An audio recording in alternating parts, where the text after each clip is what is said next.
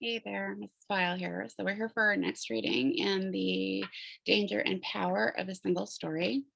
This one's a pretty long story. Dates back to 1983 by Alfred Knopf. It's called Cathedral. Oh, sorry. This book was Alfred A. Knopf. It's by Ryman Carver. Okay.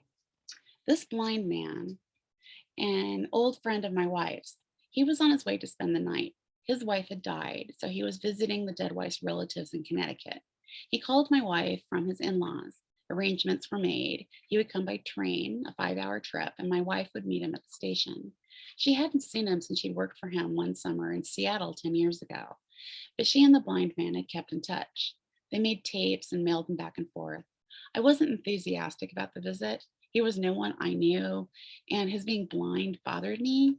The, my idea of blindness came from the movies, and in the movies, the blind moved slowly and never laughed. Sometimes they were led by seeing eye dogs. A blind man in my house was not something I looked forward to. That summer in Seattle, she had needed a job. She didn't have any money. The man she was going to marry at the end of the summer was an officer's training school. He was in the military. He didn't have any money either. She was in love with the guy, and he was in love with her, etc. She'd seen something in the paper, help wanted, reading to a blind man, and a telephone number. She phoned and went over, was hired on the spot. She worked with this blind man all summer. She read stuff to him, case studies, reports, that sort of thing. She helped him organize his little office in the county social service department. They'd become good friends, my wife and the blind man. On her last day in office, the blind man asked if he could touch her face. She agreed to this. She told me that he touched his fingers to every part of her face, her nose, even her neck. She never forgot it. And she even tried to write a poem about it. She was always trying to write a poem. She wrote a poem every 2 years, usually after something really important had happened to her.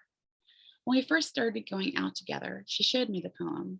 In the poem, she recalled his fingers and the way they had moved around her face. In the poem, she talked about what she had felt at the time, about what went through her mind when the blind man touched her nose and lips. I can't remember. I didn't think much of the poem. Of course, I didn't tell her that. Maybe I just didn't understand poetry. I admit, it's not my thing. I, it's not the thing I reach for when I pick up something to read. Anyway, this man who had first enjoyed her favors, as offers to be, had been her childhood sweetheart.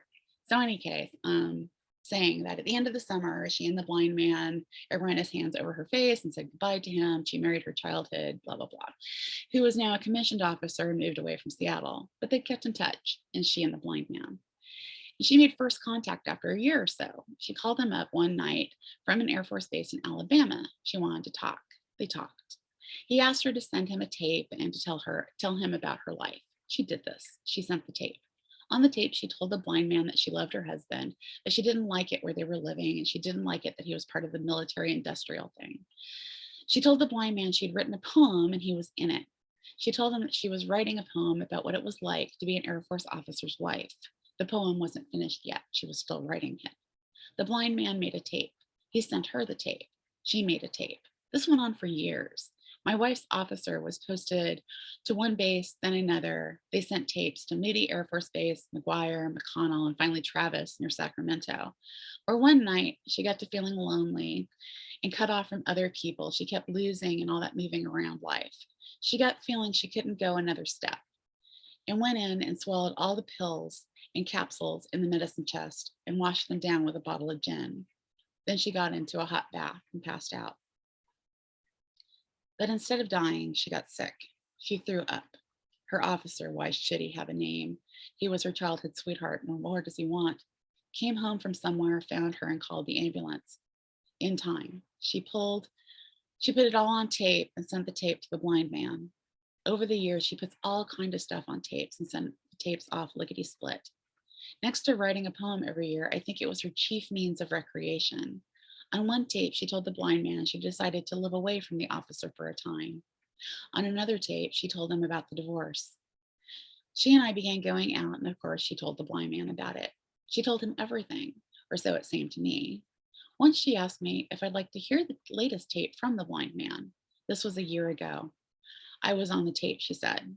So I said, okay, I'd listen to it. I got us drinks and we settled down in the living room. We made ready to listen. First, she inserted the tape into the player and adjusted a couple of dials. Then she pushed the lever. The tape squeaked and someone began to talk in this loud voice. She lowered the volume. After a few minutes of harmless chit chat, I heard my own name in the mouth of the stranger. This blind man I didn't even know. And then this. From all you said about him, I can only conclude that we were interrupted by a knock at the door, something, and we didn't get back to the tape. Maybe it was just as well. I'd heard all I wanted to. Now this same blind man was coming over to sleep in my house. Maybe I could take him bowling, I said to my wife. She was at the draining board doing scalloped potatoes.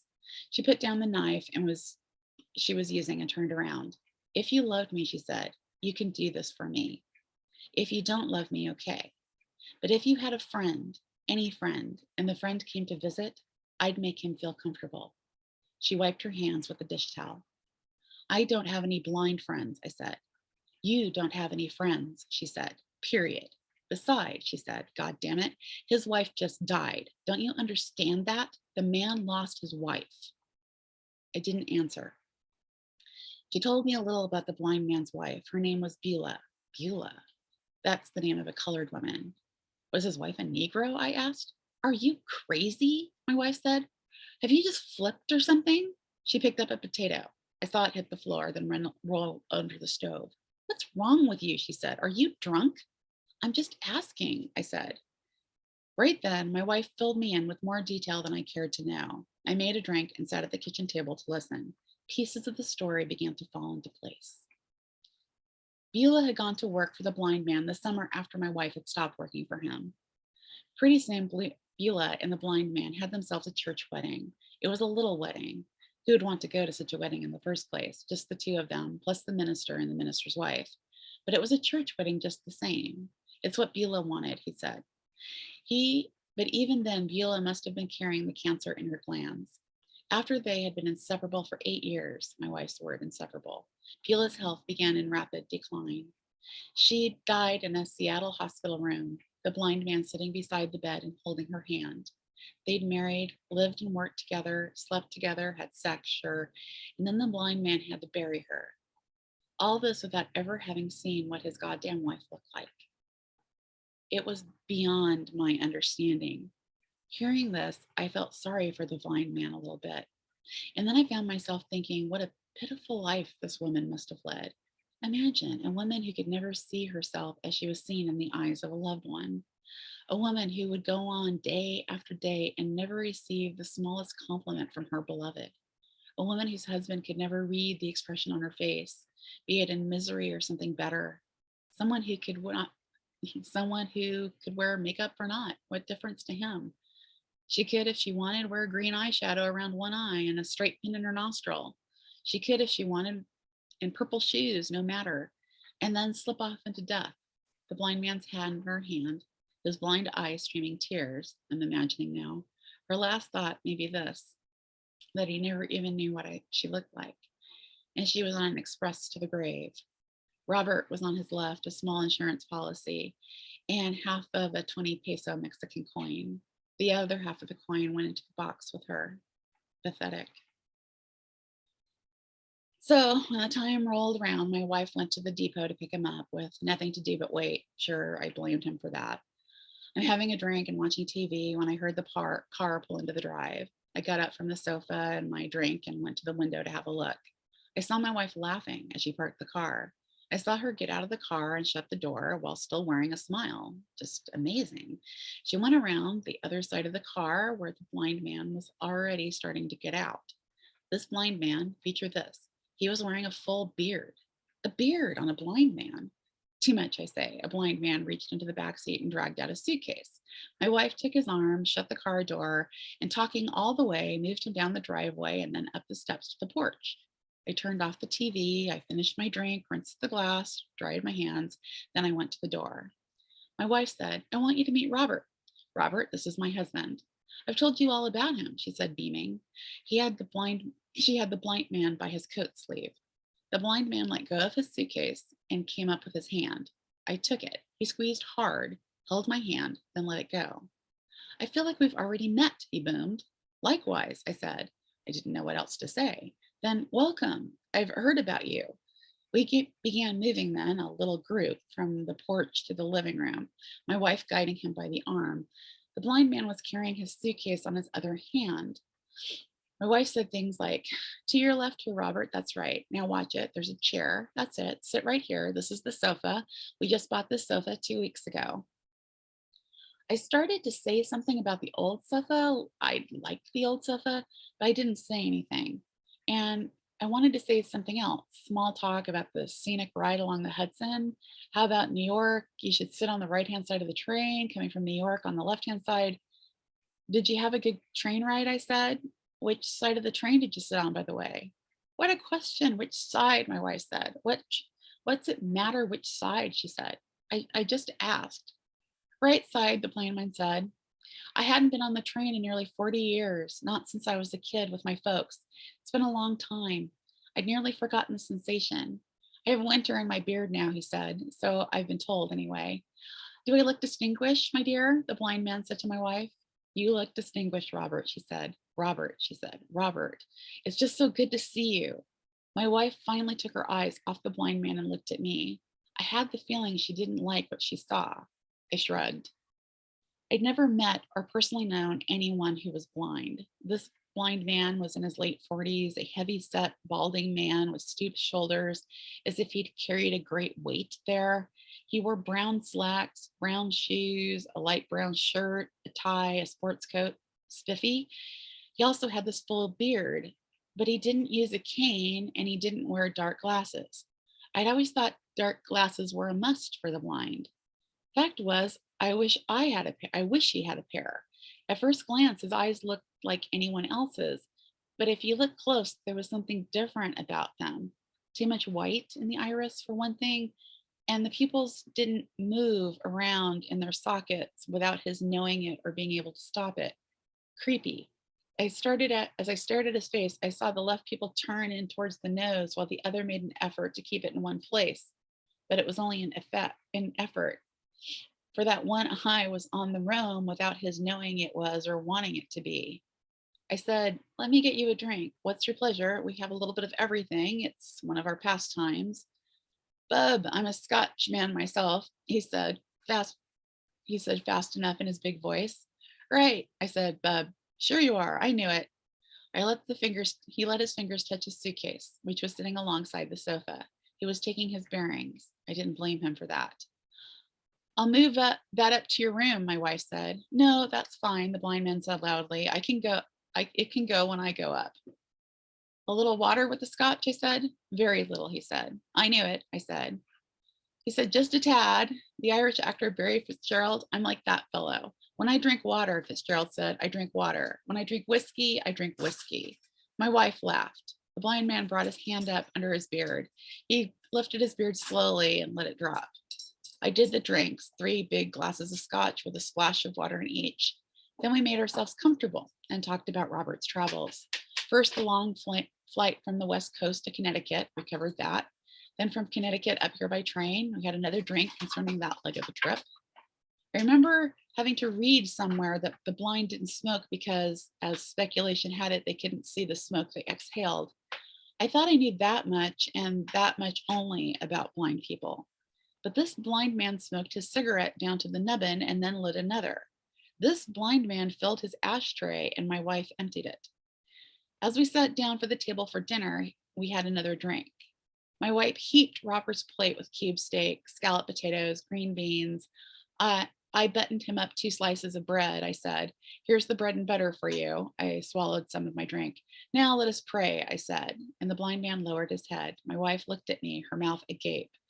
Pray the phone won't ring and the flu won't get cold, I said. Pray the phone won't ring and the food doesn't get cold, I said. We dug in. We ate everything there was to eat on the table. We ate like there was no tomorrow. We didn't talk. We ate. We scarfed. We grazed the table. We were into serious eating. The blind man had the right way located his foods. He knew just where everything was on his plate.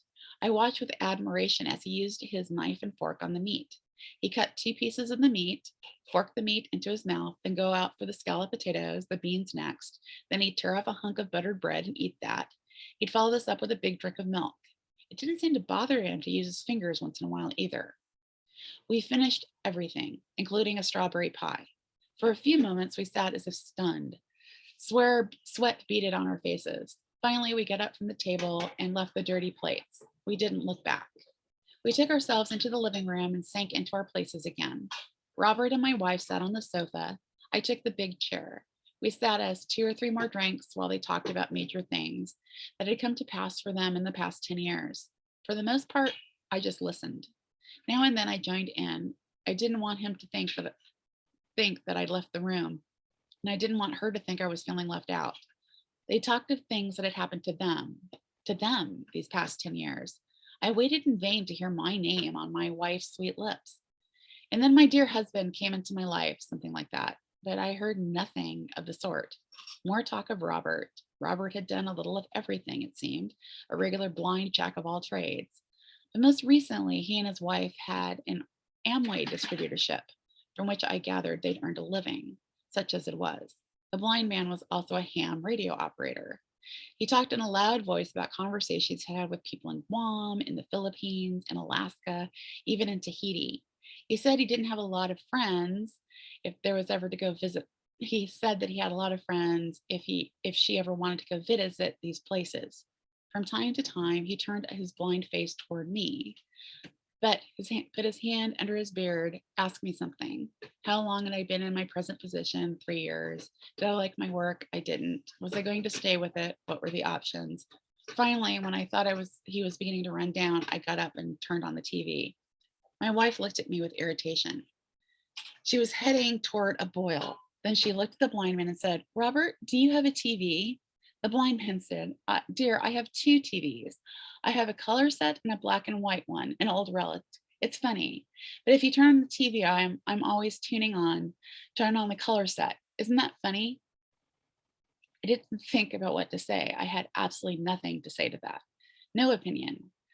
So I watched the news program and tried to listen to what the announcer was saying. If this is a color TV, the blind man said, don't ask me, but I can tell. We traded up a while ago, I said. The blind man had another taste of his drink. He lifted his beard, sniffed it, and let it fall. He leaned forward on the sofa. He positioned his ashtray on the coffee table and then put the lighter to a cigarette. He leaned back on the sofa and crossed his legs at the ankles. My wife covered her mouth and then she yawned. She stretched. She said, I think I'll go upstairs and put on my robe. I think I'll change into something else. Robert, you make yourself comfortable, she said. I'm comfortable, the blind man said. I want you to feel comfortable in this house, she said. I am comfortable, the blind man said. After she left the room, he and I listened to the weather report, then to the sports roundup. By that time, she'd gone so long I didn't know if she was going to come back.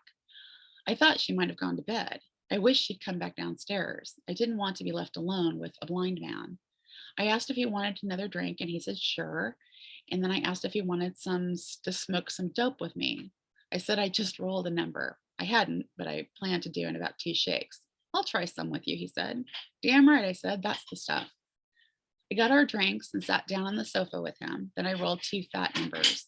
I lit one and passed it, brought it to his fingers. He took it and inhaled. Hold it as long as you can, I said. I could tell he didn't know the first thing. My wife came back downstairs wearing her pink robe and her pink slippers. What do I smell? She said. I thought we'd have some cannabis, I said. My wife gave me a savage look. She looked at the blind man and said, Robert, I didn't know you smoked. He said, I do now, my dear. There's a first time for everything. And I don't feel anything yet. This stuff's pretty mellow, I said. This stuff is mild. It's dope. It's the dope you can reason with, I said. It doesn't mess you up. Not much, it doesn't, bub, he said. He laughed. My wife sat on the sofa between the blind man and me. I passed her the number. She took it and toked and passed it back to me. Which way is it going? She said. Then she said, I shouldn't be smoking this. I can hardly keep my eyes open as it is. The dinner did me in.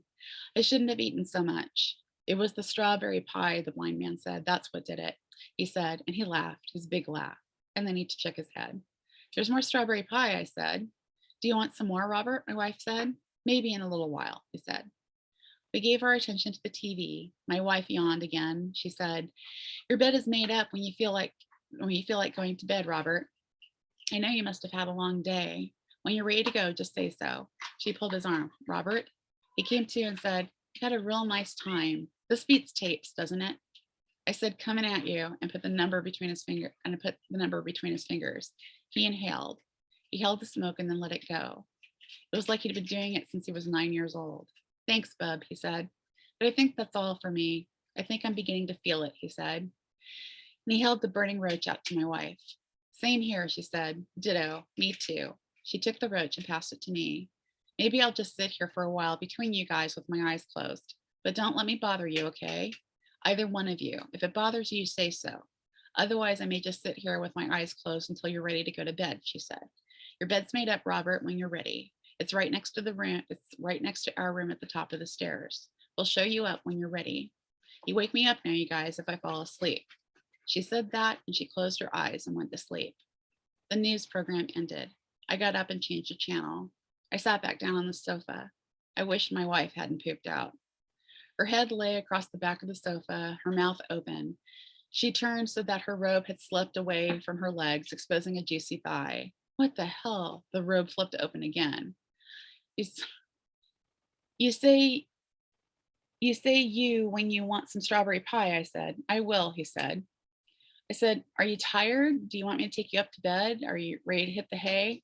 "Not yet. I'll stay up with you, bub, if that's all right. I'll stay up with you until you're ready to turn in. We haven't had a chance to talk. Know what I mean?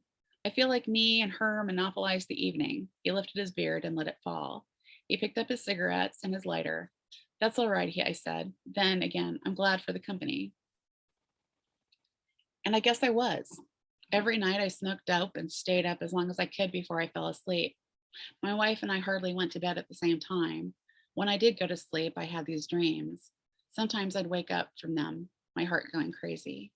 Something about the church and the Middle Ages on the TV, not your run of the mill TV fare. So I wanted to watch something else. I turned to other channels. There was nothing on them either.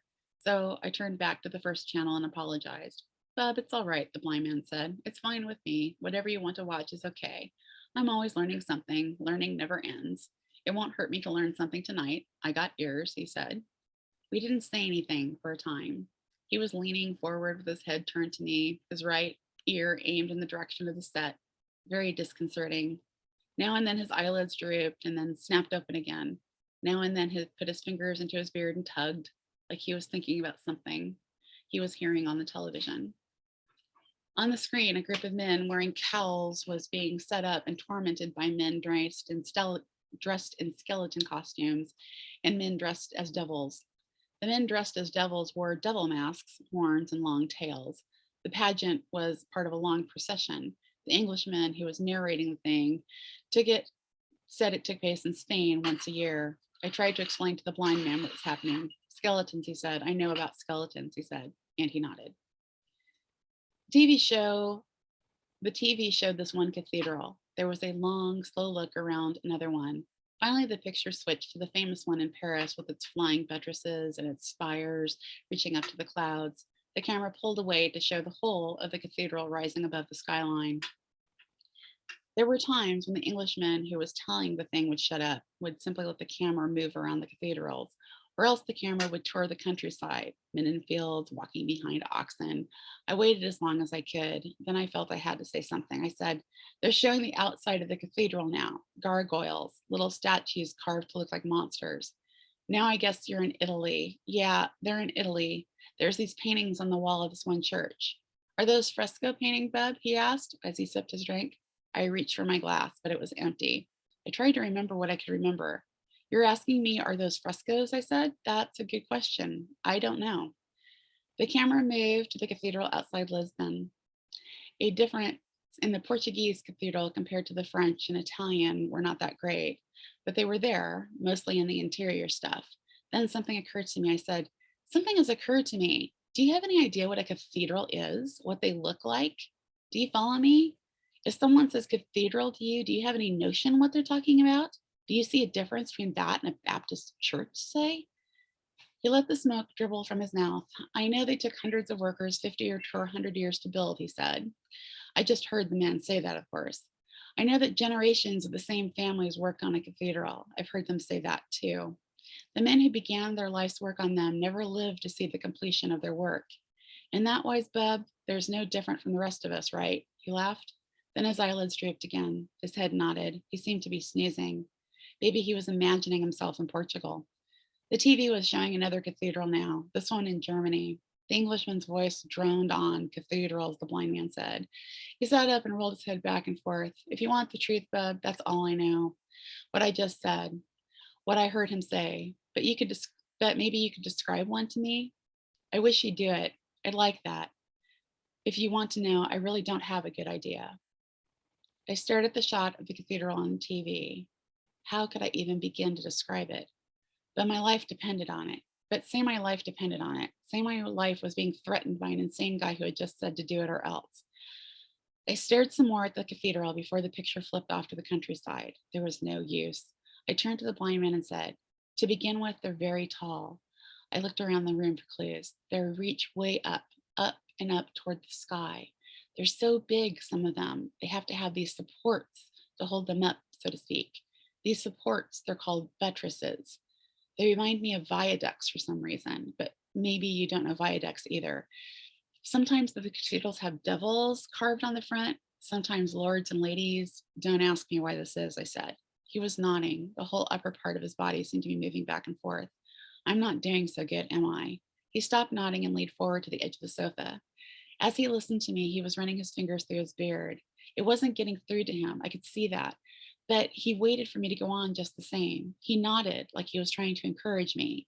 I tried to think of what else to say. They're really big, I said. They're massive. They're built of stone, marble too, sometimes. In the olden days, they built cathedrals. Men wanted to be close to God. In the olden days, God, it was an important part of everyone's life. You could tell this from their cathedral building. I'm sorry, I said, but this looks like the best I can do for you. I'm just no good at it. That's all right, bub, the man said. Hey, listen, I hope you don't mind my asking you. Can I ask you something? Let me ask you a simple question, yes or no. I'm just curious, and there's no offense. You're my host. But let me ask, are you in any way religious? You don't mind me asking? I shook my head. He couldn't see that though. A wink is the same as a nod to a blind man. I guess I don't believe in it, in anything. Sometimes it's hard, you know what I'm saying? Sure I do, he said. Right, I said.